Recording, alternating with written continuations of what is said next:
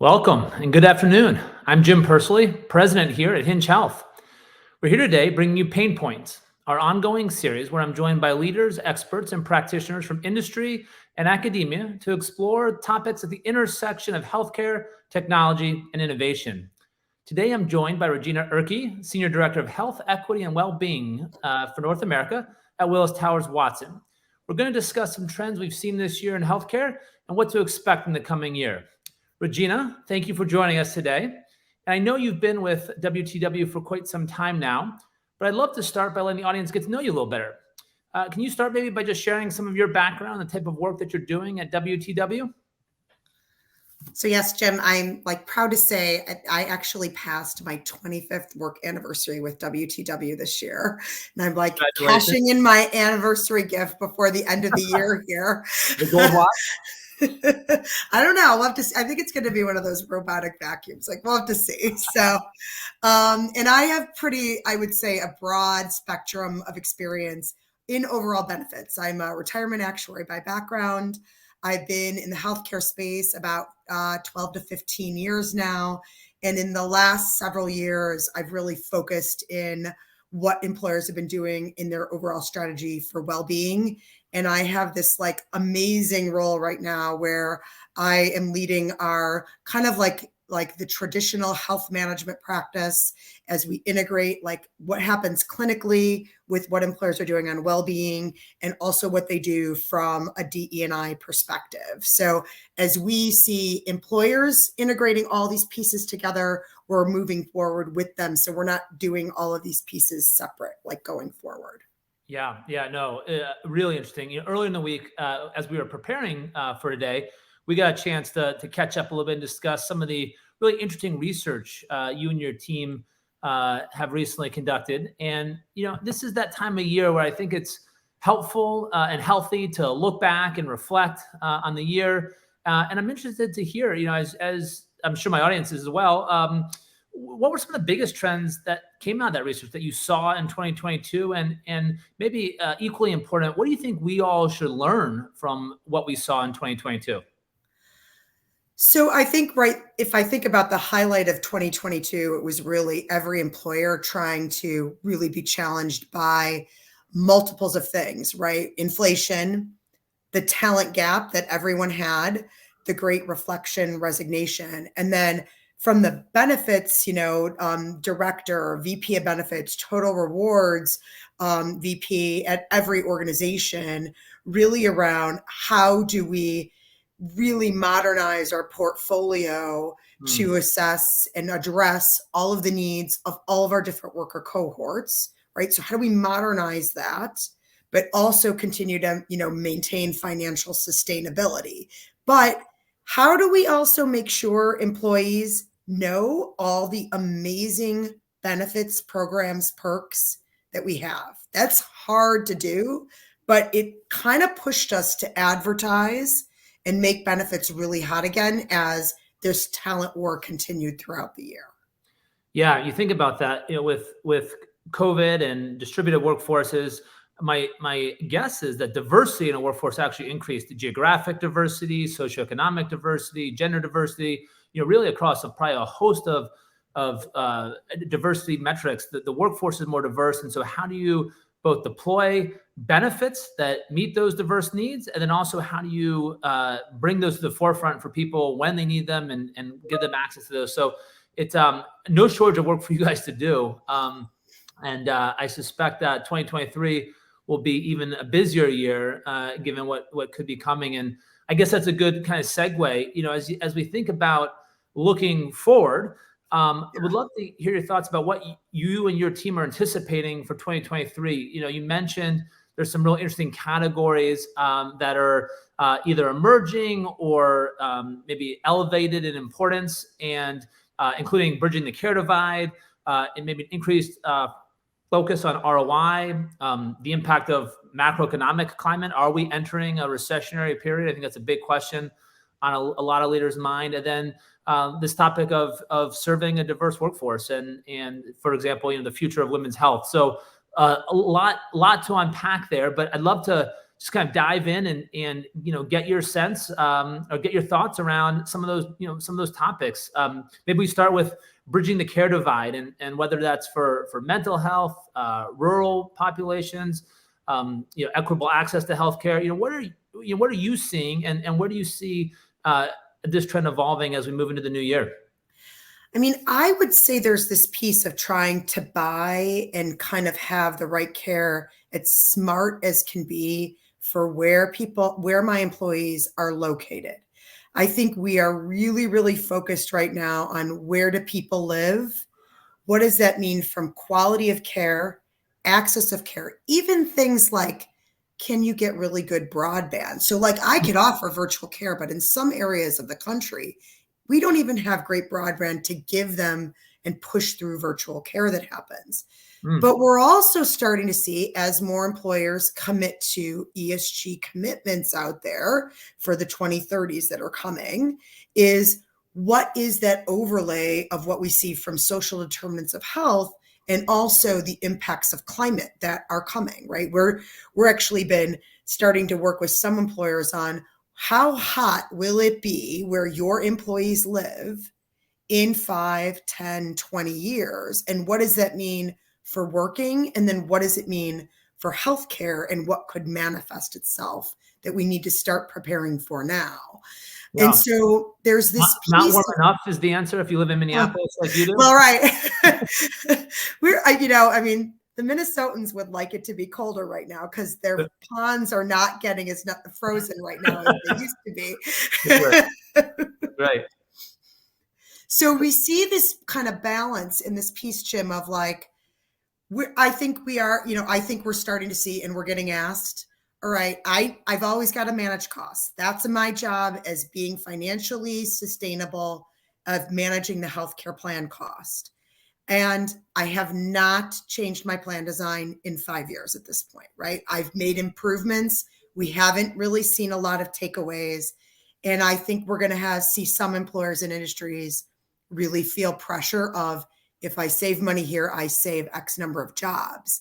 And a piece of those levers then is buying smarter and figuring out locally what is the right quality of care and the right amazing technology that we can provide to bring care where we weren't really doing it before. Yeah.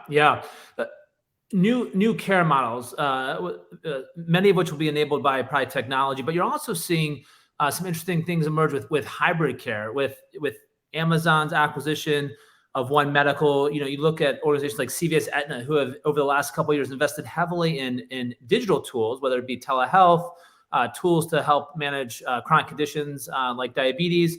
Now you're starting to see them also move into primary care with the acquisition of Signify Health, with building out the Minute clinics. So this idea of hybrid care, do you see this being a kind of a next frontier for delivering more inclusive care, bridging that digital and in-person divide that has historically existed?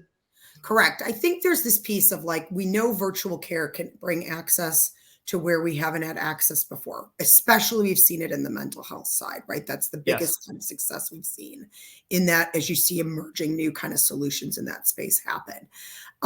I think it's early. I don't think you're going to see this massive change of organizations that are doing virtual primary first for 2023, right? We've pretty much closed out of annual enrollment for most organizations, right? But as we look at how do you manage cost and address care, kind of we're seeing more and more organizations say, how should healthcare be delivered? I do still need to have brick and mortar. I do still need to maybe bring more of the care to the site of work, the site of where people live. And then how do I start to really pilot these new models to see if they actually bring that more holistic care? I would say like a PCP is a lot like a project manager, right? If they can kind of, round that out and I have that person to help me, that helps with the fragmentation of how care is delivered today. But I also think we're going to see things like, you'll see the pieces of things like, will hospital stays be as long? We're starting to see hospitals start to move you out of care into at-home care quicker. And we're starting to see some solutions say, we will provide and bring that at-home care to you to get you out of the hospital quicker and be able to really help you live a better life where you want to be. Nobody really wants to be in the hospital, right? So there's that piece of this. I like that word hybrid care, because you're going to see multiple modalities depending on what the needs are and where you live and what's the right access for you. Yeah, I think that's right. That this idea of getting the right type of clinical care in the right venue at the right time. There's moments when we have to, or we want to sit across face to face from somebody and get that in-person care. But we also know that that's not necessary. It's not necessarily cost effective. It's not even feasible or affordable in some cases. And so, I think about banking. It's not a perfect analogy, but, we don't have digital banking and then brick and mortar banking. It's just banking. Right. And some of it occurs digitally on your smartphone. And some of it occurs in the branch, depending on what you're trying to accomplish and do. And you kind of seamlessly navigate between the two based on what you're trying to accomplish or what your preference is. But we don't think about it in terms of, you don't hear anybody say, I'm doing digital banking. It's just, it's just banking today. And I think, my sense is that, healthcare is going to look very similar, maybe not in 2023, but maybe starting in 23 and beyond, is that we're going to eventually be able to seamlessly navigate between the in-person digital world, depending on what we want, what our preferences are, what our needs are. And so it'll be interesting to see, who helps kind of lead that transformation to hybrid care. Yeah. Yeah. Part of that divide is not just the digital and in-person divide. There's also, underserved populations or, groups of people that haven't necessarily gotten the healthcare that they need. We think a lot about women's health as an important area to address. And in my previous episode, I welcomed Katie Kirkland, who is the head of benefits at Southern Company. And we talked a lot about the importance of women's healthcare, and we focused a lot on women's pelvic health. But more broadly, how do you see women's health evolving or changing in 2023? So I'll start with, right, I have, like I said, I have this great role where I kind of lead all of our clinicians, right, and help them, support them. We have multiple teams where you can start to see where employers are asking for more work. And one of the teams that's been like, please continue to give me more and more team members to help with the employer request is our Women's Health Family Solutions team. That has been a really busy and hot topic for a while. We still have a lot of organizations. What is asking us, what should plan design look like? What do I need to do for maternity, fertility benefits? What is the definition of a family, right? That's still out there. What do we need to do we've lost a lot of women in the workplace through the pandemic. And how do we, in addition to providing more flexibility for how they work and how talent and work experience happens, how do we round out the benefit side of the world to attract women back into the workforce? So like I said, it's easy to jump to things like maternity and fertility, right? There are other pieces though of women's health that are also pretty predominant. I was, from, like you said, you're doing this pelvic floor solution that's out there. And unless you know somebody who's going through it, you have no idea what their life is like every day. Yeah. I think we're going to see we're getting more and more requests of right? What are we going to do about women with menopause? And what are we going to do about how we support them and help them? They just want to come to work and do a great job. But there's these life stages, right? And pieces of moments that matter that, kind of help hinder us from being as productive as we want to be. And so there is this piece of how do we make sure that we're not just addressing those that are having babies, right? But it's that entire continuum of life that we're trying to support. Yeah.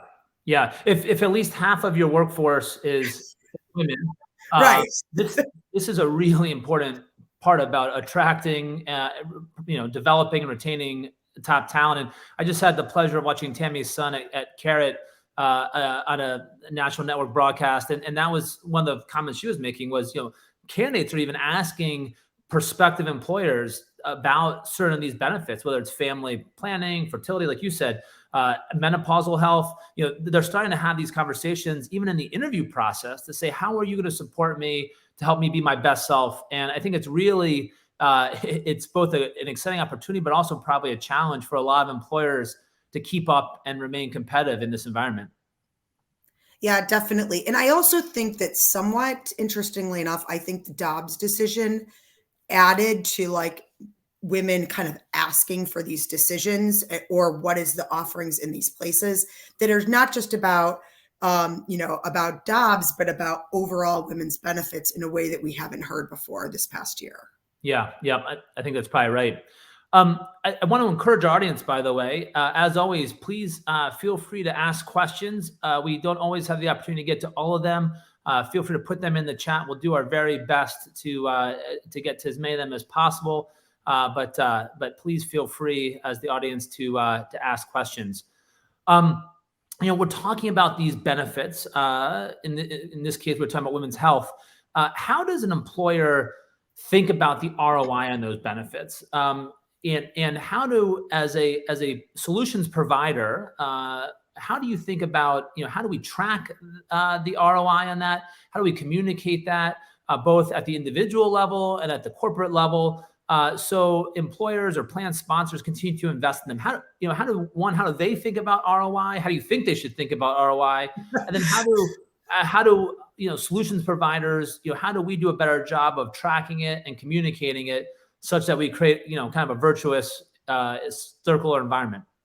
I think, Jim, you and I should come up with a new word and not use the term ROI, because I think the problem is what's the different definition of ROI? So you introduce a new term to the world. I haven't come up with it yet. I mean, we tried VOI for a long time, but I'm still not sure that's sticking. All right, I'm going to invite you back, Regina. When you have the term, I'm going to invite you back on pain points. I want to break it here on pain points. So maybe I'll start with, I know we did our first ever survey fielded in October, November on vendor strategy, because the ecosystem has really exploded over only the last 10 years in the healthcare space, and really trying to get a sense for what's working, what's not, how do employers think about this.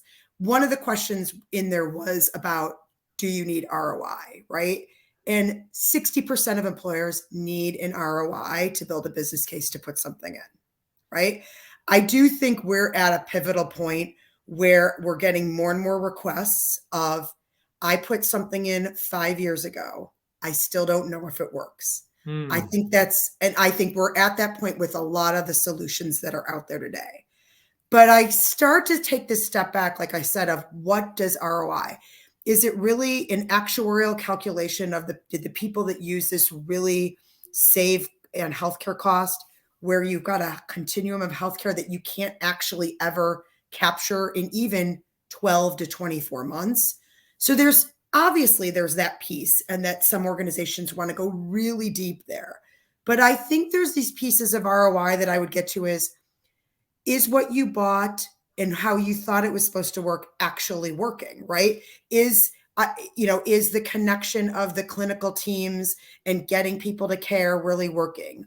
Are people that are engaged, meaningfully engaged? Do the members that are engaged with it really give the right promoter score, right? And are coming back to whatever that solution is that's out there. I also think that the employers have to kind of think through is, the solutions and point solutions are filling gaps that the system isn't already giving, right? And so there's this piece of these didn't exist 5-7 years ago.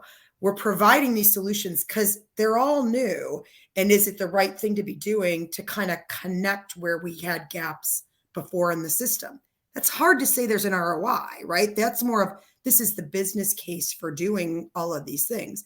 And some things we offer, honestly, are because employers need it they just need to have it for foundational or competitive purposes, or their employees are asking for it, or it's just the right thing to do.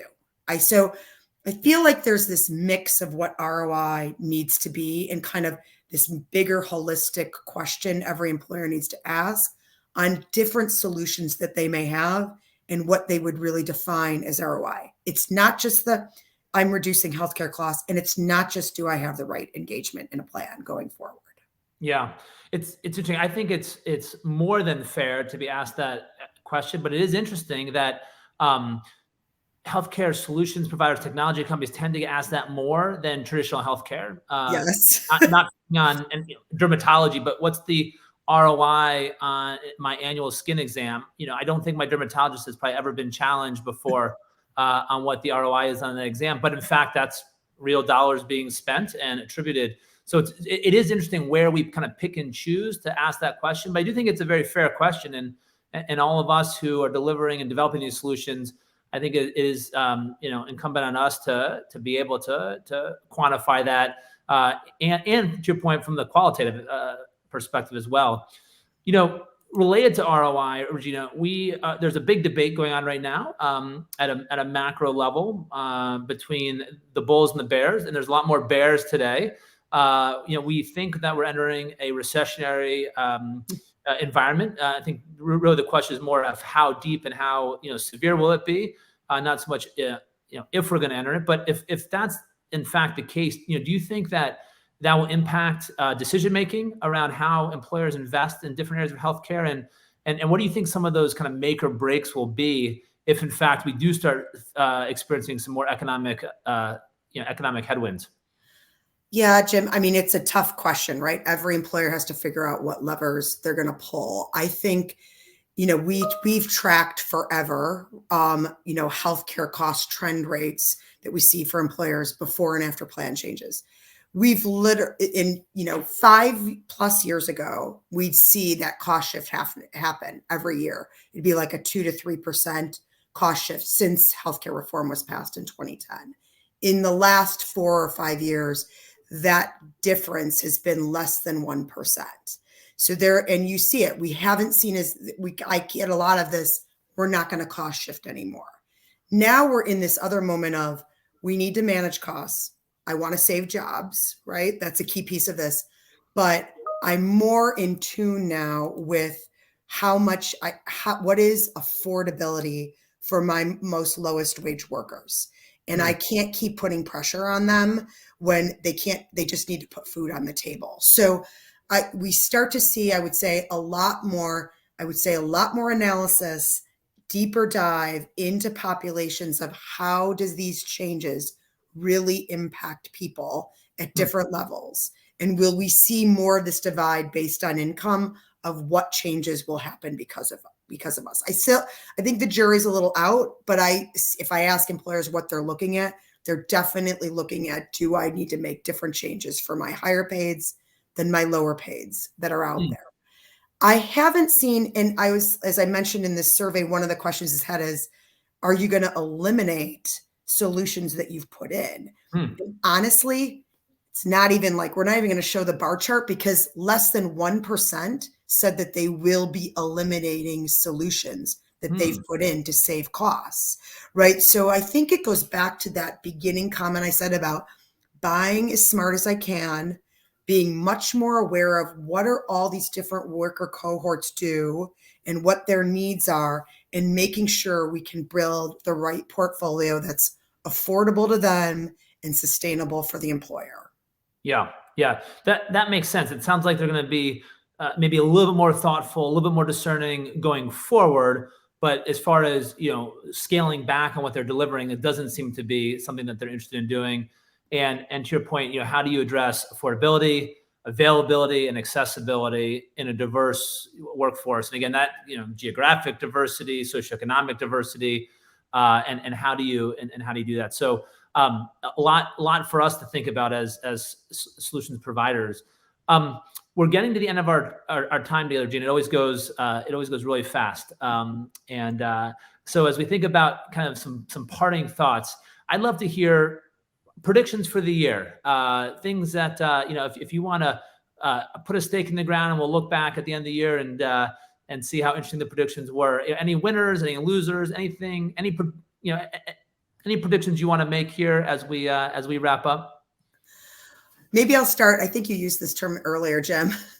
The word navigation is like everywhere. It means something different for every person, right? Yep. But I think navigation, and the best navigation that we could provide to our employees and their families to get the right care, is a key piece of this. So I mean, we hear this word a lot. We also hear it from, like, oh, ask our employees what they want. They actually, most of the time when we survey and ask that, most employees say, I want what the employer already has. They just don't know it exists. Wow. So employees know the term navigation. Is that an industry term? Employees don't know navigation. They just know what they want, but they'll say, I didn't know that we already have that. That's the issue, right? So there's awareness, there's navigation of the system, but multiple systems and microsystems, right? It's not just, I need one navigator to do everything. Those solutions actually are not really there yet. There's navigation for financial resiliency, for medical pieces, for pharmacy utilization, mental health pieces, right? Like there's these micro pieces, and we've still got an employer still has to knit that together. But that is a word that's used a lot. Like, right. I don't think there's any employer that doesn't say we need. Navigation is not going away. It's actually increasing in significance in 2023. Yes. All right. I know a handful of folks at these navigation companies are probably excited to hear you say that. And, everyone just increased their forecast by 10%. So, I mean, and I'll add to those things. If I look at like the list of priorities for employers, navigation, mental health, and the big kind of terminology of virtual care. Virtual care means many things. It's telemed, it's digital health like Hinge Health has. It's, doing tests at home, right? And hooking to your phone. That is a big word of like how that space will continue to move. Yeah. And what do you need to do to knit the system together for an employer to get to the best navigation for our members? Great. Well, Regina, thank you. We covered a lot of ground today. We talked about how do you put together competitive benefits in an increasingly dynamic and diverse world. We spent a little bit of time on women's health as an example of how do you attract, develop, and retain the best talent for what matters to them. We talked about ROI. It sounds like Regina's going to come back next year and break a new term, a new way of thinking about ROI here on Pain Points. And we ended with some predictions around the increased importance of navigation. How do you help individuals find the benefits that are available to them at the right time, in the right venue? We talked about this concept of hybrid care, and will the real innovators start to be able to bridge the digital and the physical divide to create a whole new healthcare experience for us all. And we talked about the continued accelerated adoption of virtual care, whether that's virtual physical therapy, mental health and behavioral health, which is unfortunately, becoming or continuing to become a big problem that we're wrestling with as a country and as a society. But there's a lot of folks doing really great work, and Willis Towers Watson and Regina's team are doing a great job helping us navigate that. So, Regina, thank you. Regina is Senior Director of Health and Equity and Wellbeing in North America for Willis Towers Watson, and I really appreciate you being here today and joining us. Thanks, Jim. And to our audience, thank you for spending some time with us today. Thank you for joining either live or later. I hope you enjoyed this episode of Pain Points. It's our ongoing series where I'm joined by leaders across healthcare, healthcare technology and innovation, where we cover topics applicable to everyone from travel, manufacturing, and beyond. And I would encourage you to follow Hinge Health on LinkedIn or Twitter for updates and on our next episode and guest. And this is our last pain points for the year as we head into the end of the year. So from all of us here at Hinge Health, I wish you a very Merry Christmas, a Happy Hanukkah, and a very healthy and prosperous New Year. Until next time, I'm your host, Jim Pursley. See you next year on Pain Points.